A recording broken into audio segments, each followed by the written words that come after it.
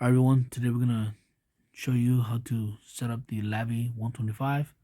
This right here is a Danielson 1/64 ounce. I believe it's a number 10 hook.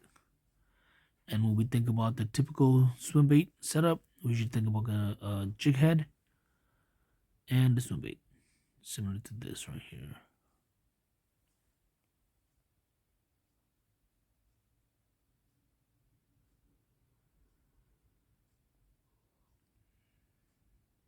And there you go.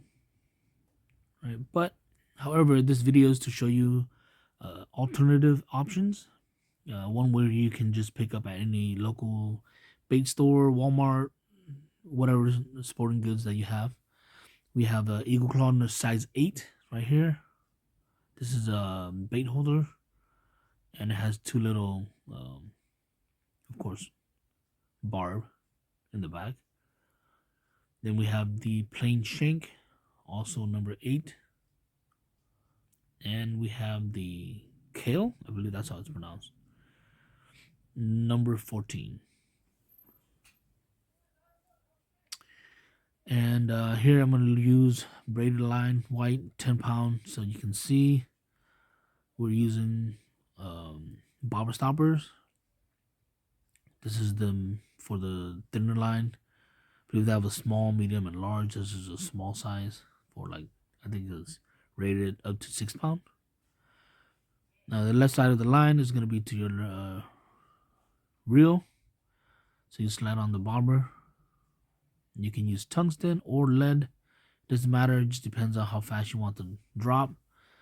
Sometimes the fish wants it fast. Sometimes they want it slow. So you can choose whichever way you want. Here I'm using the NACO tungsten 1/16 and a 1/8. But I'm going to do the 1/8. Easier to see.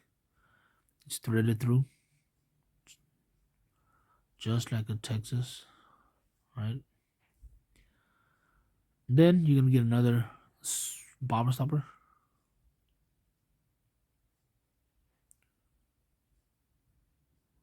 Threaded through also.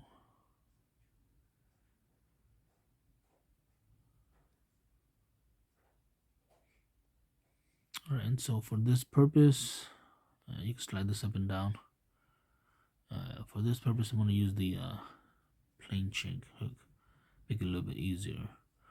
Now, each of these hooks does have advantages and disadvantages. The plain shank hook, you can just tie anything you want.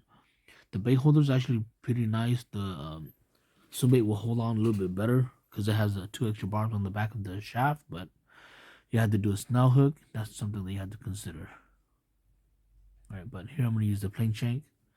Just tying the typical improved clinch knot. This is my go-to. You can tie whatever knot you want, but this is my go-to just because I can use it for pretty much any fishing line. Alright.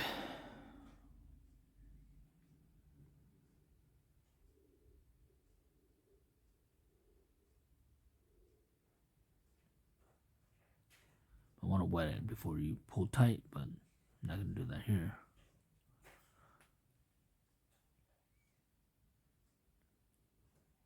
Trim off the tag. And here you go. You got a Carolina setup, Carolina rig setup. But you can adjust this to whichever you want, all the way up to a Texas rig.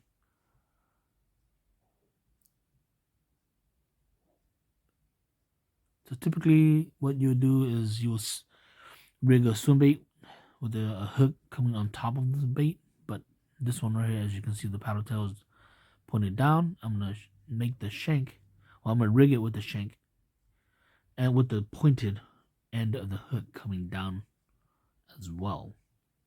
That way the swim bait will swim upright because of the weight. But to be honest, it doesn't matter. Fish don't know. Fish is not going to say that swim bait is swimming upside down. But anyways, here you go. You can push this all the way up for Texas rig. Just like that.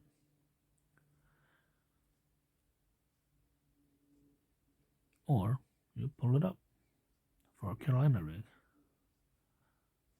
Like that. And that's it. Pretty simple.